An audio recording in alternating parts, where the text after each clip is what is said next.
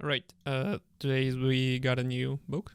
It's called Making the Soviet Intelligentsia by Tromly B.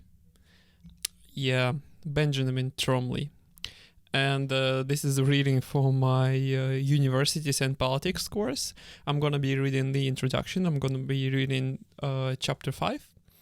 And maybe I'm gonna be reading the rest of the book if it's really, really good. So, let me see.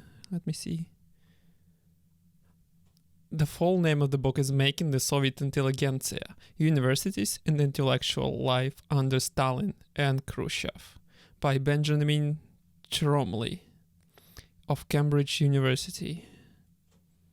Okay.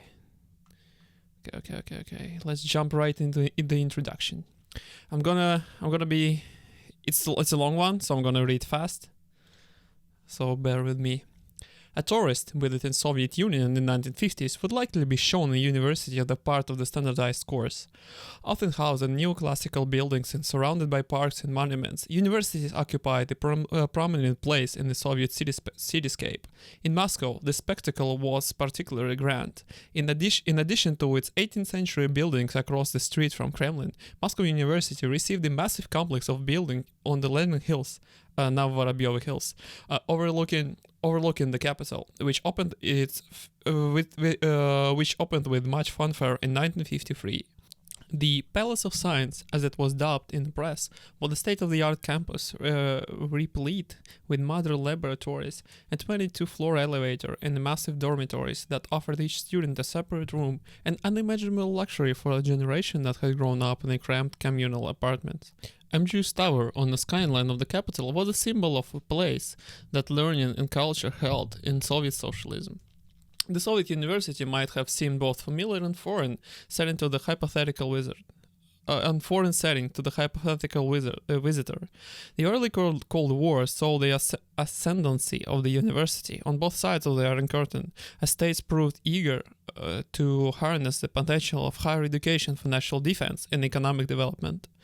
But perceptive tourist and later historian might ponder what it meant for universities to occupy such prominent place in the state's socialism self-image, despite the massive letters reading "Science to the Toilers," adorning the entrance to the main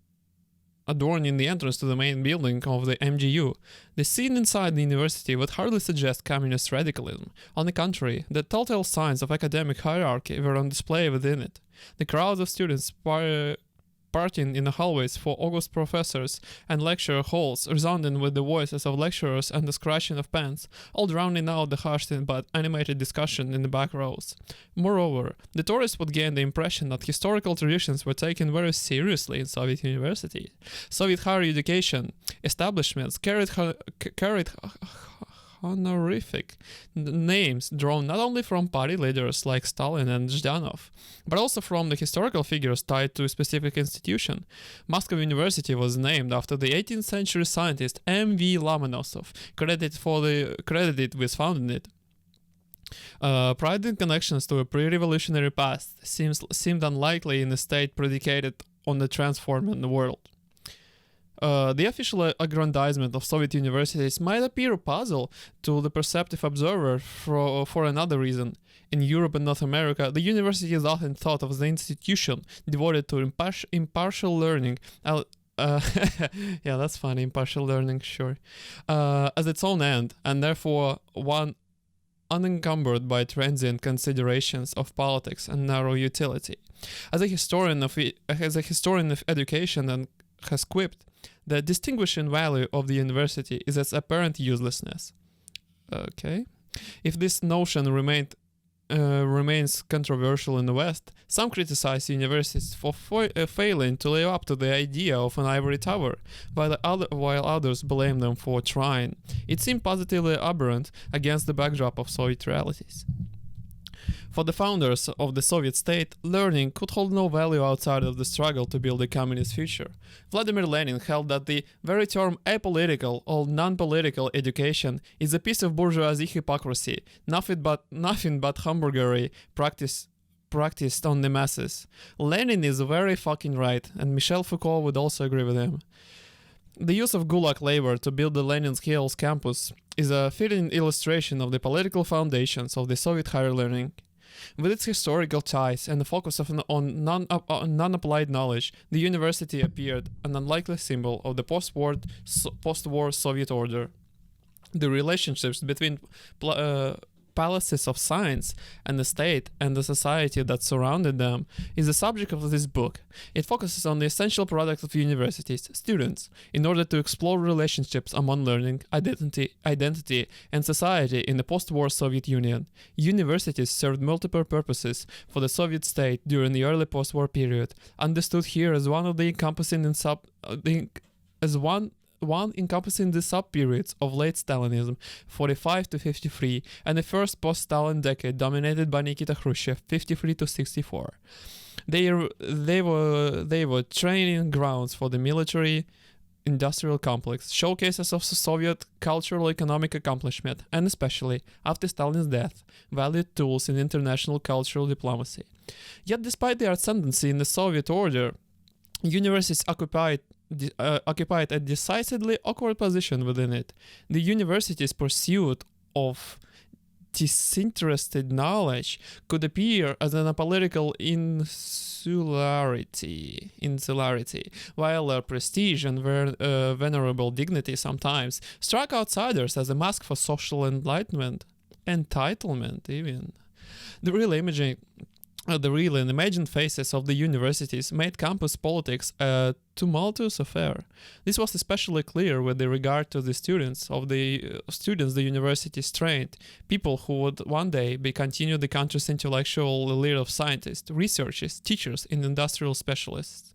The fetid, what is this word? F-E-T-E-D? Defeated national institutions rarely seem to fit in the mold policymakers set for them, in part because the students themselves emerged from the place of the hill, which changed self-conceptions and ambitions. What does that mean? Little of this was foreseen when the Stalinist state embarked on the massive expansion of higher learning after a crippling war. In 1960, there were 2,396,100, wow, that's a very precise number, higher education students, almost 3 times the number of the USSR at the eve of World War II. That's pretty good. 3 times.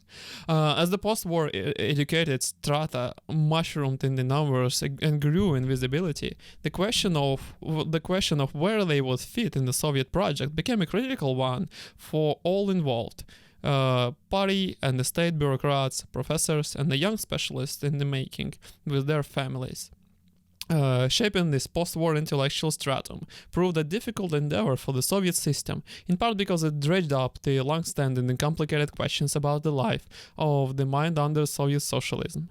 Looming over the post-war higher learning from the start was intelligenysia, a term describing thinkers as a social group that had deep roots in Russian and Soviet history. So it's like Russian boomers, like people who came out, studied after the war, and like they had universities and shit, so it's a type of Russian boomers. Imagine in the Soviet intelligenysia. I'm gonna read the word intelligenysia without an accent. I'm gonna read it in Russian for no reason. What is the intelligenysia?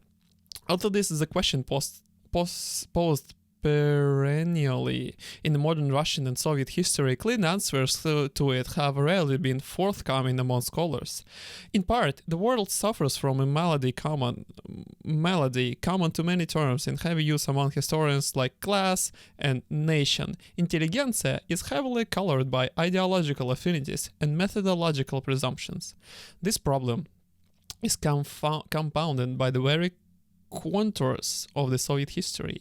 Fast changing ideas about what intelligentsia should mean ensured that the term would carry myriads of associations in any given period, let alone across a longer time span. Wow, it does carry many myriad of associations, doesn't it?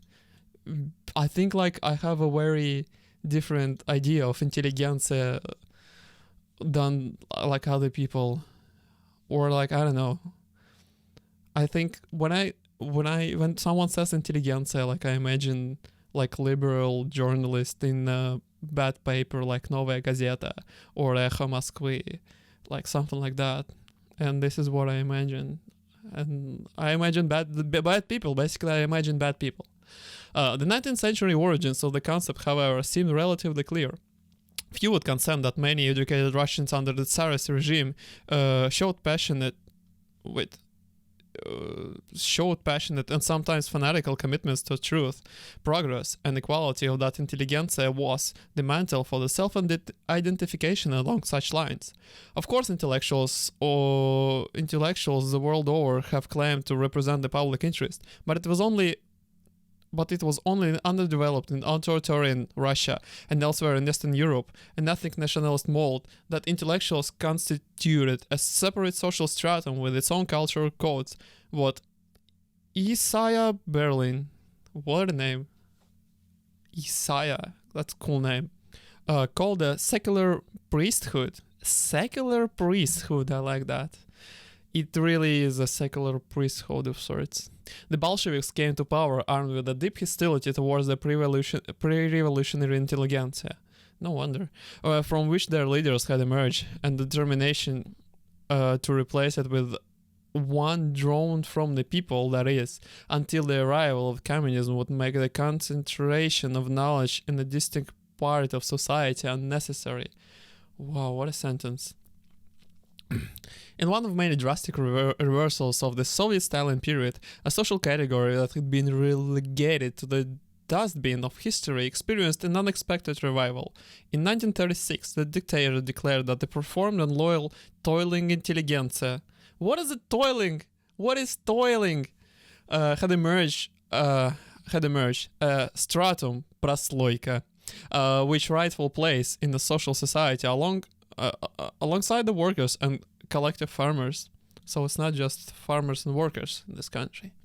While perhaps dubious in its Marxist credentials, Stalin's re-establishment of intelligentsia as a social category was both constitutive, oh my god, and reflective of the social system that took shape in the 1930s. By legitimizing the place of educated professionals under socialism doctrinal terms, styling toiling intelligentsia, what is it? Signaled a wider integration of educated elites in Soviet order. It solidified the career trajectories of the— what is this word? Выдвиженцы.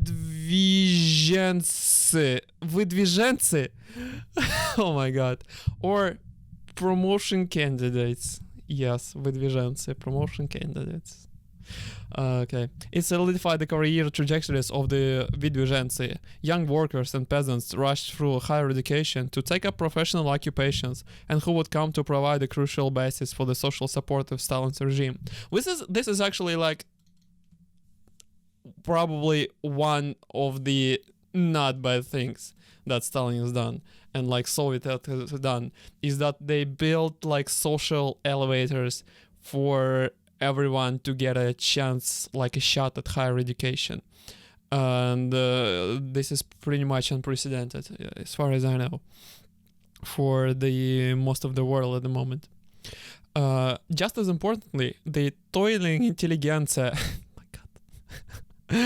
provided the possibility of rehabilitation to the remaining representatives of the pre-revolutionary educated stratum, people who had been considered class enemies of the or marginalized as bourgeoisie specialists in preceding years.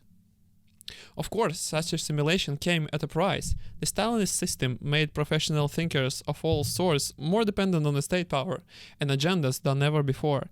Relentless demands from above for unquestioning service and party-mindedness, accompanied by the state-employed intellectuals' newfound prominence and relative social privilege. Indeed, the very construct of the toiling intelligentsia, what is it? Underscored the intellectual's reliance on the serving its— oh my god. No, I'll just have to Google like what is toiling. I cannot read this book unless I know what toiling is. So I look up the word toiling, and apparently it means someone who's working very hard. Whatever that means. Okay, so where did I stop? Okay. Indeed, the very construct of the total intelligentsia underscored the intellectuals' reliance on the sovereign state, as it defined membership in a group according to the formal educational achievement and occupational criteria, the performance of mental labor, both of which were the party state monopolized. Whatever its ideological or social limitations, the Stalinist reworking of an old notion created the new possibilities for the emergence of the distinctly Soviet intelligentsia. In fact, Soviet intellectuals understood broadly as producers and consumers of highly specialized and abstract ideas, always had a sense of purpose and social standing on that one that eluded the Stalinist vision of an army of obedient state servants. Three broad aspects of the Stalinist project complicated the idea and reality of total intelligentsia. First, intellectuals were agents in communism's core agenda of creating a modern social order and overcoming Russian backwardness, a commitment Bolshevism inherited from the pre-revolutionary Russian intelligentsia. If society is the subject to human design through rational intervention, holders of knowledge should at least in theory be society's teachers. Reflecting this consideration, the life of the mind was a vital part of socialist culture in quotes for some reason, which is the Soviet understanding was missionary ideal, a standard of civilization to be met, but not a descriptive or relativistic term. I did not understand that. According to the official policies and pronouncements, intellectuals were the carriers of the culture and exemplars of culturedness. Культурность. Thanks God, you thanks for putting the Russian word in there. That was spelled with translate. My cat is meowing. Don't meow, meow, meow. Please don't meow, meow, meow. I'm recording this. Okay. Were exemplars of культурность, the core attributes of the modern subject such as reason, discipline, personal cultivation, and fluency in a commonly agreed upon body of knowledge. A core mission of the Soviet project was to create the most modern and cultured society in the world, something one scholar has called socialist realist mass culturalization. Jesus. And the intellectuals were to be at the forefront of it. Cool. It's not cool. It's not cool. Changing the ideas about history were another aspect of Stalinism that infused new life into intelligentsia. In 1930s, Stalinist party state rehabilitated aspects of the pre-revolutionary past, part of the broader trend towards traditionalism, conservatism, and the social inequality that had controversially been dubbed the Great Retreat. While the term might be misleading, no thought of historical regression entered official calculations in 1930s. The developments it characterizes were of lasting importance for Soviet history, and perhaps for educated society most of all. The veneration of a selective canon of progressive writers, artists, and scholars from the pre-revolutionary period constituted a pillar of Soviet culture.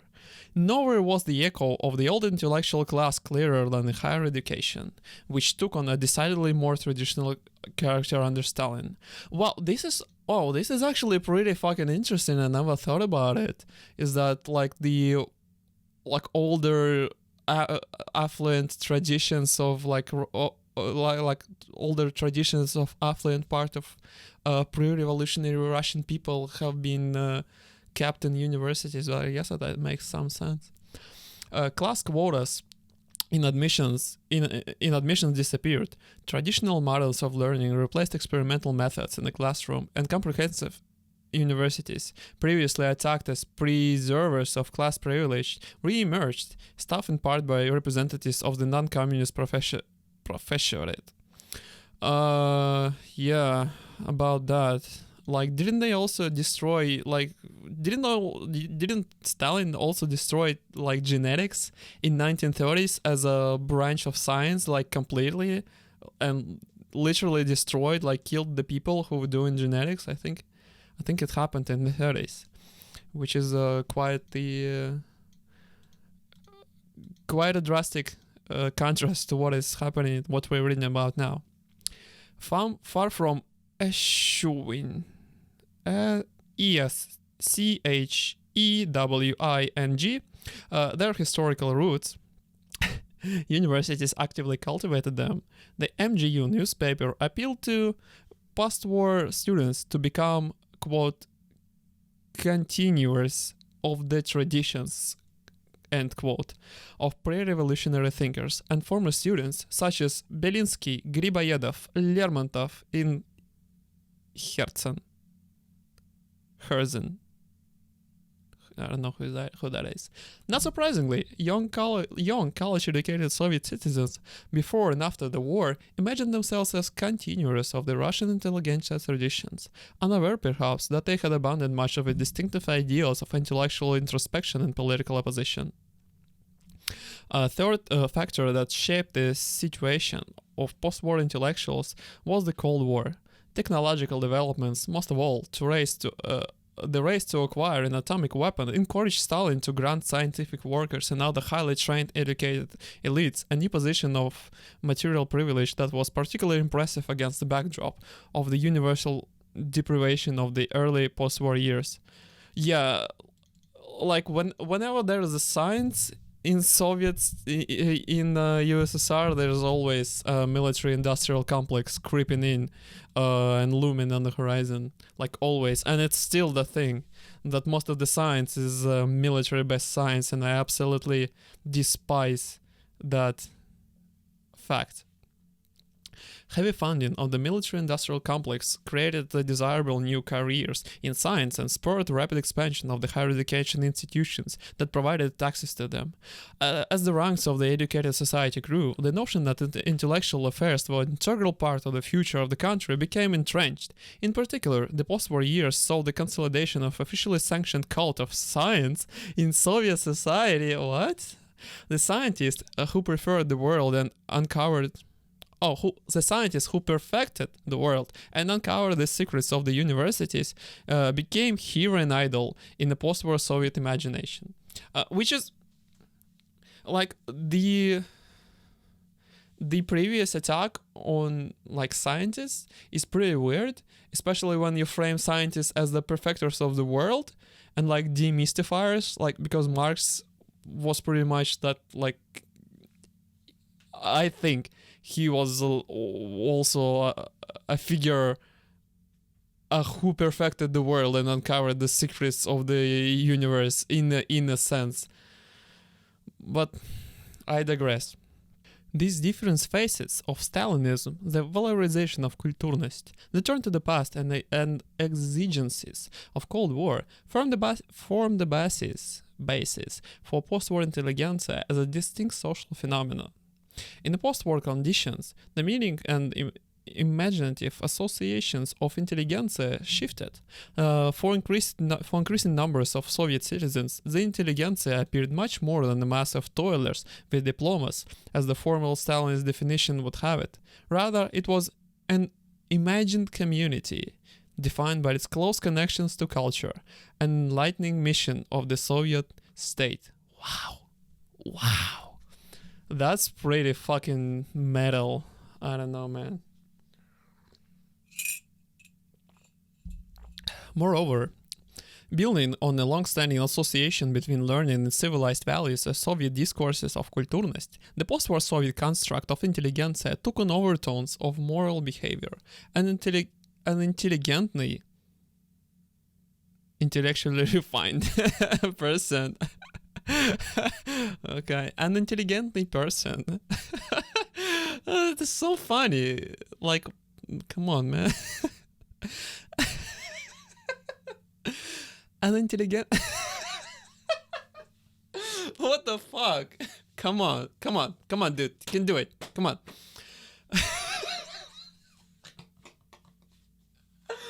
I can't do it. I cannot do it. It's in italics. It's translate and italics. It's so funny. Right, I'm gonna do it. I'm gonna do it. An intelligently person was also a good one. Oh my god, what is happening? Oh my god, why can't I just... Okay, sorry. I'm gonna, like, this time, I'm gonna fucking nail it, okay? Okay? I'm gonna start the whole fucking sentence again. Moreover, building of the long-standing association between learning and civilized values of Soviet discourse of kulturность, the post-war Soviet construct of intelligentsia took on overtones of moral behavior. An intelligently person was also a good one, or at least had a duty to be. That's my duty. Gotta be a good person. Serve the Soviet Union. Why is it so funny? There's nothing funny. Why am I laughing? Oh my god. What is wrong with me? Rather than be... I'm not high. I'm not even high anymore. Not even high. I haven't done that yet. What the fuck is wrong with me? I don't know. Alright, fuck it. Come, concentrate, dude. Alright. Jesus. Rather than being an etymological issue, the resurgence of intelligentsia signaled and to some degree affected social realities of the post-war Soviet Union. The valorization of the figure of intelligent as an agent of enlightenment and civilization distinguished intellectuals' life in USSR from that of non-socialist 20th century society. In the capitalist West, intellectuals, as often understood as a class apart, divided from the laity, L-A-I-T-I, by the esoteric and lofty nature of their pursuits, and by their seemingly inherent proclivity to question power structures. Oh yeah, that makes sense. I guess questioning power structures was like the whole jam of the postmodernist thinking, and we didn't have any postmodernism here, I think. In contrast, Soviet intellectuals provided, of course, that they were able and willing to pursue knowledge under the aegis of the state.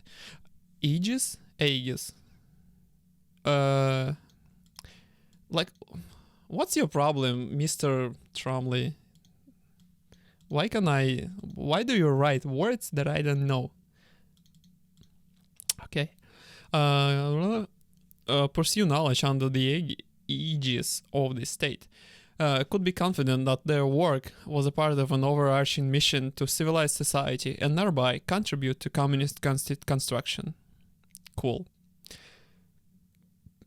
As Czeslaw Milosz argued, by structuring society on a system of abstract thought and enabling its articulators, Soviet-style socialism made intellectuals feel like they belonged. I mean, isn't that the best? Feeling like you belong. It's like the best fucking... one of the best fucking things. The ways that Soviet intelligentsia ideals shaped political and social practices in USSR remain understudied. Yeah, I guess. Rather than tendency. Why is it always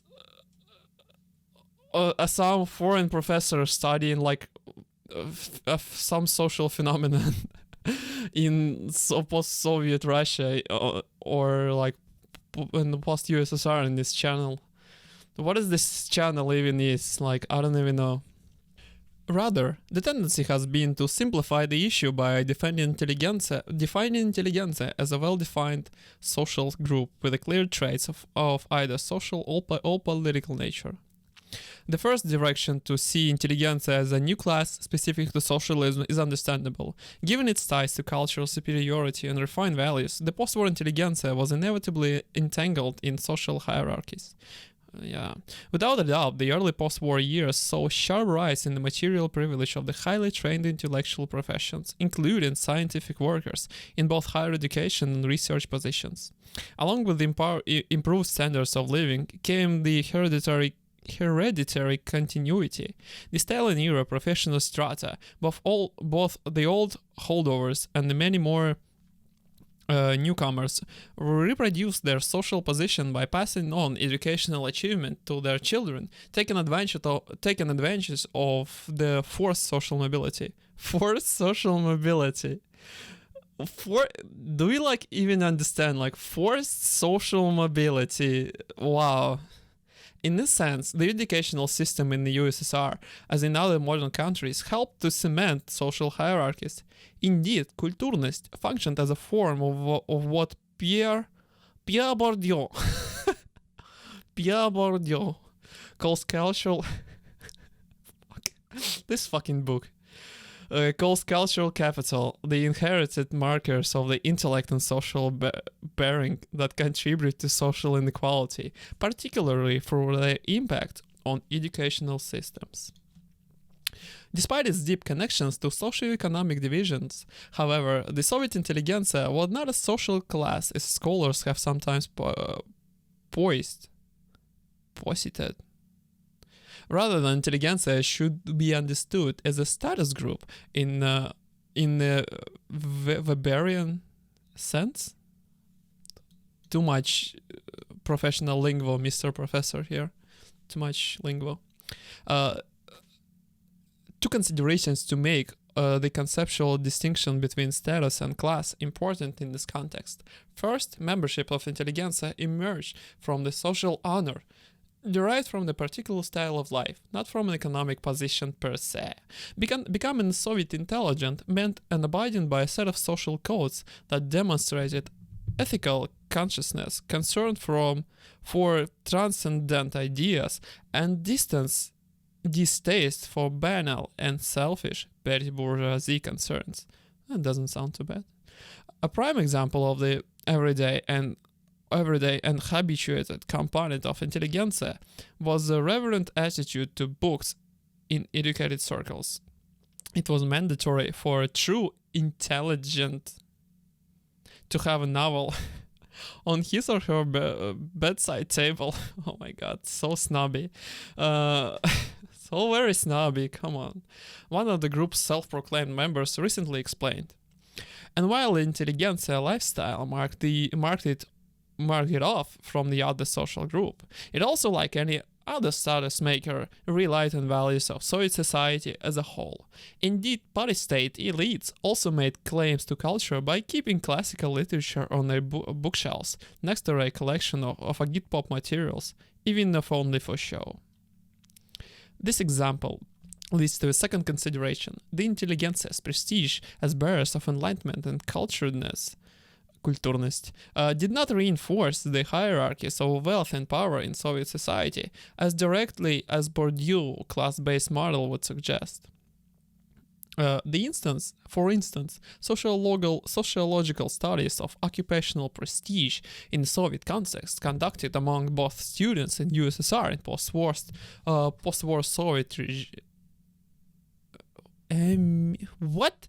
Mister, like, why does these two of these E's have something above them? Post-war Soviet EMIGRES. I don't know. Show the unique appeal of careers in learning in mature Soviet society. I'm so mad at this author. Like, he writes okay. Like, his writing is like fine. I can write it. Alright, yeah. But at some point, sometimes he just shoves in the word which is not even spelled with English letters. It's not even English letters. They look like English letters, but they have like umlaut or whatever you call it above them. Like, and what is that even supposed to mean, mister? Like, I don't know. How am I supposed to read it? Come on. You can do better, man. Or I can do better. I don't know. One of us could do better. Soviet citizens held careers in research and teaching at the post-secondary level in greater esteem than administrative posts that yielded higher levels of privilege and power. Likewise, they saw second-tier educated mass intelligentsia professions, such as teaching in schools, as more prestigious than better paid but less education-based position in production. That's fair. In short, being a Soviet intellectual was an end in itself. Ooh, that's very noble. Even if the path to its attainment, formal learning and engagement in ideas, flowed seamlessly into broader social economic divisions. The alternative tradition of assigning the political essence to the Soviet intelligentsia is influential in recent writing in both the West and the post-Soviet space. In the usual presentation, the intelligentsia is characterized as liberal intelligentsia. A group defined by a civic, moral, or political agenda, in implicit or explicit opposition to the authoritarian state. A correlate of this approach is to connect the post-war intelligentsia to its pre-revolutionary Russian antecedent. Oh my god. Antecedent. I think I'm just stupid. I think like this like Professor Good Dude is alright. I think I'm just fucking dumb. Oh my god. Thus, a recent comprehensive overview presents post-war intellectuals as reconstituting the traditions of championing social justice and freedom that had defined the intelligentsia under Tsars, invoking the protagonist from Boris Pasternak's novel about the Russian Revolution. The study dubs them Zhivago's children. I cannot believe I read this sentence in one take. Unbelievable. Well done, me. Defining intelligentsia as a group defined by political striving falls short on several counts. Most obviously, it imposes the period of specific definition of intelligentsia that was far from universal among educated elites at the time. Work by linguists shows that intelligentsia was most often used in a period to denote a group defined by civilized behavior and a refinement rather than by the civic or oppositional agenda. In a broader sense, understanding intelligentsia in political or proto-political terms oversimplifies the historical record by obfuscating the tight integration of highly educated professionals, such as scientists, artists, and professors, into the post-war power structure through party membership and increased material prerequisites. Indeed, there is a strong element of myth-making involved in historical writings of this vein. Scholars too often internalize the self-perceptions of members of the intelligentsia by depicting the intelligentsia as progressive and moral compass of society, an approach that makes for a history-driven, slippery, normative concepts such as conscious and intellectual integrity. Okay, this is a very interesting sentence, right? Scholars often internalize the self-perceptions of members of intelligentsia by depicting intelligentsia as progressive and moral compass of the society. An approach that makes for a history driven by slippery normative concepts such as conscience and intellectual integrity. Is it conscience? How do I pronounce it? Conscience. Thank you, Google. So this is very interesting, I think. Oh, there's a note. Okay. Ironically, some studies which do not explicitly employ intelligentsia as category of analysis interpret Soviet history from the social group points of view.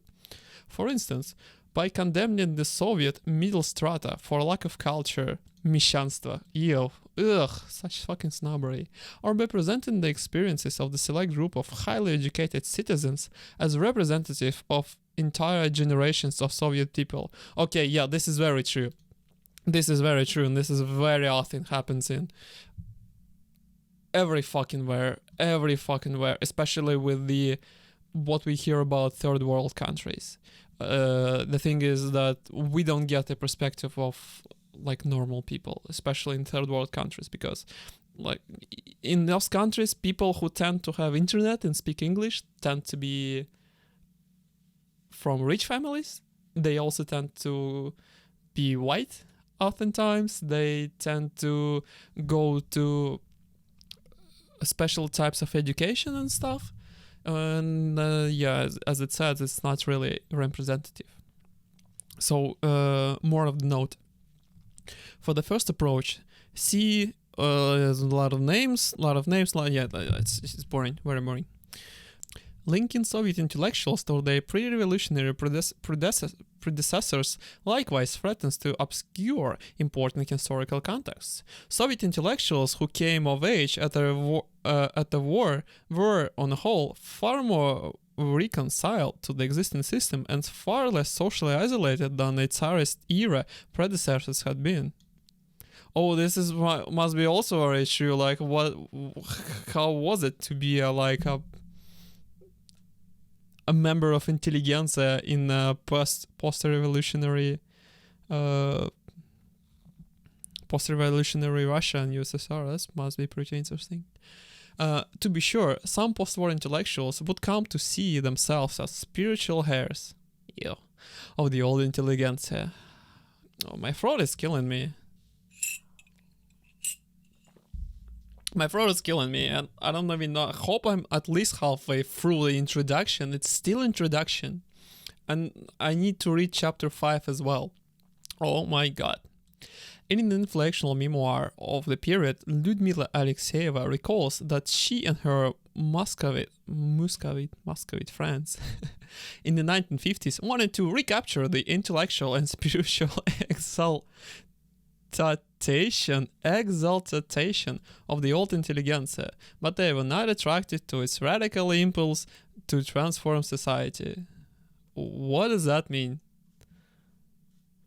In other words, the act of affiliation was not as natural or direct as the filial metaphor would suggest.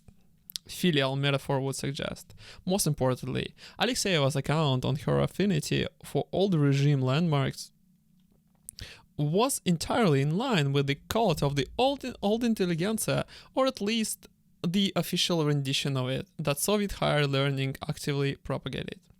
Seeking to anchor intelligentsia in a neutral framework, this book presents it as a historically constructed set of identification and ideas, or, to employ an overused term, an imagined community rather than a collectivity with clear borders that acted with one will. Yeah, imagined community. Wow, I like this term. I actually never heard this term, imagined community, but I think there are a lot of imagined communities which I may be even part of and I don't even know it. It must be, sociologists, unlike historians, they are pretty fucking cool people and I fucking bow to them. Thank you for your hard work. Approaching the Soviet intelligentsia in this new way does not mean ignoring the question of how Soviet subject confronted and internalized official ideology. It does, however, involve stressing the contingent and ambiguous ways that ideology functioned within Soviet educated society. In the account offered here, the higher learning helped to entrench the Soviet intelligentsia by calling upon the educated specialists to see themselves as bearers of state-sanctioned models of enlightenmental culture. Wow. However, young people could interpret and act upon the intelligentsia in different ways. Even students critical of Soviet institutions or practices, an important aspect of post-war university life, retain strong traces of the worldview that the Soviet order and the university, most of all, inculcated in them a commitment to the fundamental learnings as a way of life, the belief that intellectual culture would civilize the Soviet system, and predisposition towards idealism instead of narrow material goals. How noble. Yet, while stressing the Soviet nature of the intelligentsia, the study does not follow an influential literature that reads conformity and descent in terms of a single model of Soviet subjecthood. What?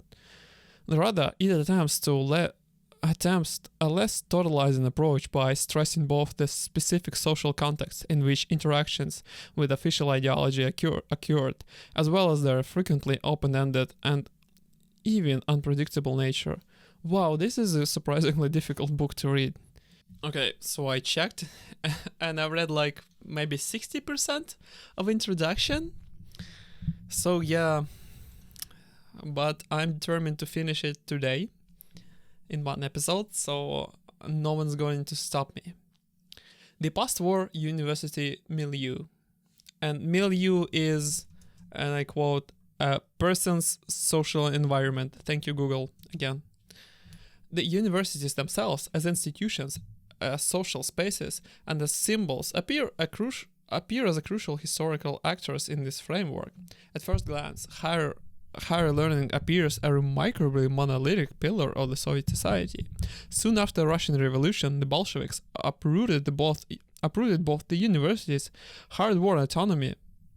Both the university's hard-won autonomy included its student corporation, along with many of the scholars and students who had defended it from the encroachments of the Tsarist state. In the following decades, a distinct Soviet model of higher education emerged that fused the universities to the state more thoroughly than had ever been attempted in Russia or anywhere else. Its goals were as ambitious as the Soviet project itself, to produce a stratum of highly qualified specialists that would internalize the ideology of the gift central to Stalinism, the commitment to serve the state selflessly as repayment for its benevolence. Oh my god. Three interrelated features characterize the Stalinist dispensions in higher learning. The first trait was subordination to the state, or the university's positions as appendages of the state apparatus and line items in its state plan. Decision-making in matters large and small, appointment of administrators and faculty members, the defense of dissertations, and even the content of lectures fell under the control of the Central Communist Party and ministerial bureaucracies. The second feature, professionalization, followed from the first. The overriding mission of the Soviet higher learning was the production of cadres needed for the planned economy, and courses of study were defined in terms of students' future occupational roles. Superabundance of political controls constituted a third trait of the higher learning in USSR. Administrators wielded total power over the faculty, and official statutes linked rectors to factory directors by granting them undivided rule. In university, as in all Soviet institutions, party-state dualism cemented as also sometimes undercut this hierarchy. Party-state, yeah. Oh my god, I lost it. Yeah, okay. The Communist Party extensive recruitment efforts with higher education, roughly half of the professional-late graduate students and other personnel held full or partial membership, along with a smaller group of undergraduate students, provided a crucial channel through which political priorities shaped everyday practices on the ground. During the Stalin years, party organizations along with the Ministry for the State Security screened faculty, students, and applicants to the higher learning for signs of ideological weaknesses. Yeah, that does sound like Soviet state. It's very Soviet. In 1959, party official at SJU, St. Petersburg Government University, I guess, reported that they held compromising political information about past arrests, suspicious social origins in non-toiling elements. Non-toiling elements. Evidence of strong religious belief or time spent in Axis prisoner of war camps. Like, you're a criminal for spending the time in the prison camp now. We're gonna put you in prison for being in prison. About over a full quarter of the university's teacher staff Did you fucking fire and send to Gulag half of your stuff? What the fuck? I mean, quarter? What the fuck? Are you insane? The fuck? Political oversight of students was just as extensive. Nearly universal membership of Komsomol brought students' behavior under the close scrutiny, as did systems of periodic character references or certificates of ideological health. Ideological health! Both ensured that the running afoul of university authorities could harm one's career, or worse. Worse. Structures of power in the Soviet universities were not, however, as simple as organizational charts would suggest. Universities had a specific profile with the occupationally oriented Soviet system of higher learning, furthering knowledge in the academic disciplines and training cutting-edge future scholars. They also gained prestige, size, and resources in the post-war years, as training scientists for the military-industrial complex became a matter of top strategic priority. The rigid structures of Soviet higher education ill-fitted the universities as academic powerhouses and showcase institutions. For instance, top-down diktat and standardizations were hard to impose on academic communities devoted to generating fundamental knowledge in sometimes rapid developing fields. Even elaborate political controls took on a more flexible dynamic in the post-war universities, as patterns of recruitment to the university's administrative posts showed. In the early Cold War, scientific credentials became an important as important as party service as criteria for filling leadership posts in universities. Party state bureaucrats appointed as rectors and deans men of science. And they were most often men. Of course, they were men. Scholars with academic titles in the hard scientists with administrative experiences in higher education or research institutions. What a mess of a sentence, man. Illustrative of the shifting priorities was contrast between the first post-war rector of MGU and his successor appointed in 1951. The historian E.S. Galkin, was a former railroad worker and a Civil War veteran, promoted to leading positions in higher education during the Great Terror. What? I.G. Petrovsky was an influential mathematician, serving as the academian secretary of the Division of Physics and Mathematics of the Academy of Science at the time of his appointment. Petrovsky had never joined the Communist Party, perhaps because of his suspect lineage in the pre-revolutionary merchant class. The drift towards an academically driven administration did not mean that the universities gained a degree of autonomy. Petrovsky's lack of party status was the clear exception for the directors of the higher education establishment, as frequent as questioning of his ideological credentials among the party cells in the universities indirectly suggested. In any case, he was flanked by deputies recruited from leading party activists. More fundamentally, party controls guaranteed that research and instruction would be infused with Marxism-Leninism. I like your work, like it's good physics and all, but what if we added a bit more Marxism-Leninism in it?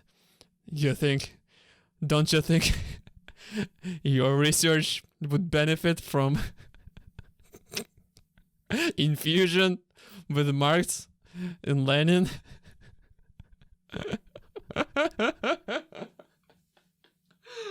Oh my god, cannot believe this shit. And infused with the research would be infused with Marxism, a state of affairs that many scholars believed was only natural given to the doctrine of scientific nature. Oh no, you know, it's like only science, like it's a well-known fact that every research has some Marxism-Leninism in it. Oh my god, this book is killing me. It's killing me. Alright, fuck that. predominant in the universities was what Slava Gerovich calls cultural medium of Soviet science, a single language of intellectual exchange that blurred the line between ideological concepts and ostensibly non-ideological science. The note? No, this note is not fun. Nevertheless, the academic profile of the universities gave their inner workers an incipient dualistic character. Wow, man, you're fucking right, okay? While party organizations handled sensitive ideological questions and strove to uphold party-mindedness, партийность, in all matters, academic authorities functioned with a degree of agency in the matters of research and instruction, not often struck party official as excessive. What? This should not be surprising. Universities in other authoritarian state projects have shown some ability to uphold a sense of academic integrity. More importantly, all systems of higher education are resistant to change, meaning that any institution or set of institutions at a specific moment in history is an amalgam of sometimes contradictory elements originated from difficult historical periods.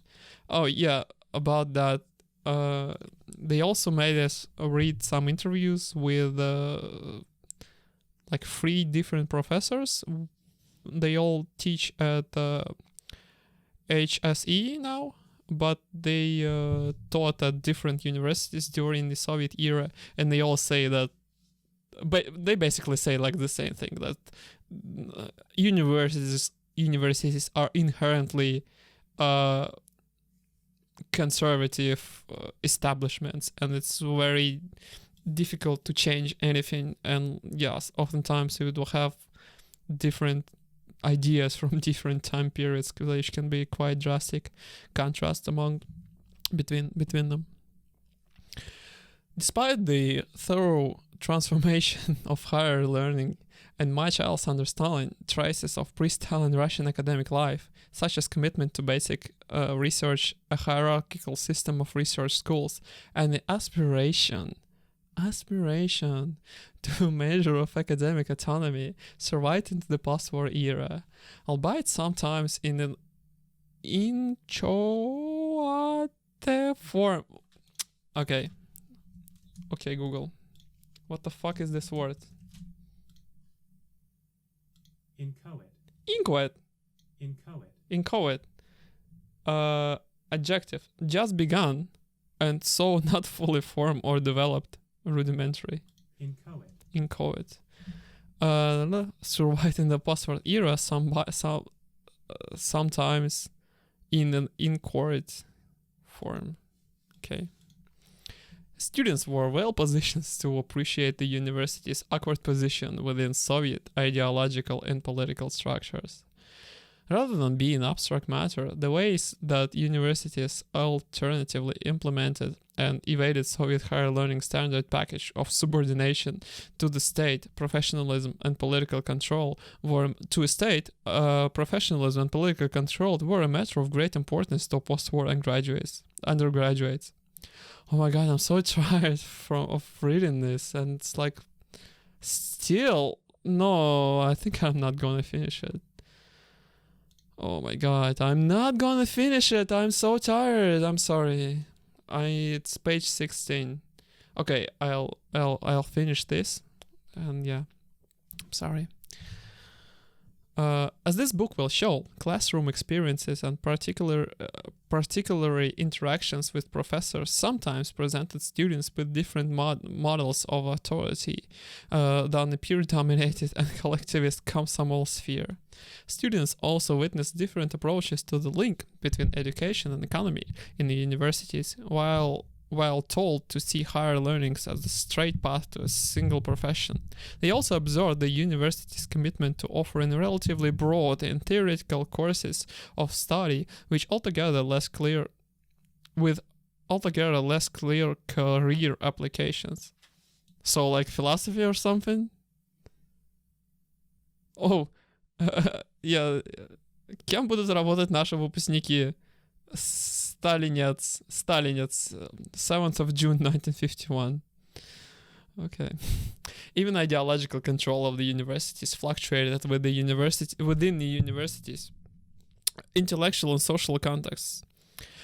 Students sat through the dogmatic lectures on the history of the Communist Party, but they sometimes gained quite different intellectual experiences. For instance, by attending special seminars in specific subfields, the work of Lev Tolstoy, or number theory, for instance. A special course on the work of Lev Tolstoy, taught by leading authorities on the topic. As both lived experience and symbols, then universities seem to present students with seemingly contrasting relationships to higher learning, with knowledge appearing alternatively partisan and universal, applied and pure, or a measure of the state policy and the professional prerogative. I did not understand that sentence. In short, the post-war universities offered students different ways of understanding just what kind of intelligentsia they might become. The regime had built the palace of science and on a hill, and now discovered that it offered plethora of vantage points on self and society. Wow. What a great sentence, man. And we passed a 1 hour mark. Great. I hope I never do it again, because I don't want to speak for 1 hour straight into the microphone. This is actually very fucking exhausting. And I've been standing all that time. So yes, no one's gonna fucking hear this. Like, no living soul ever is gonna hear this, but I'm still. Okay. Thank you. Bye.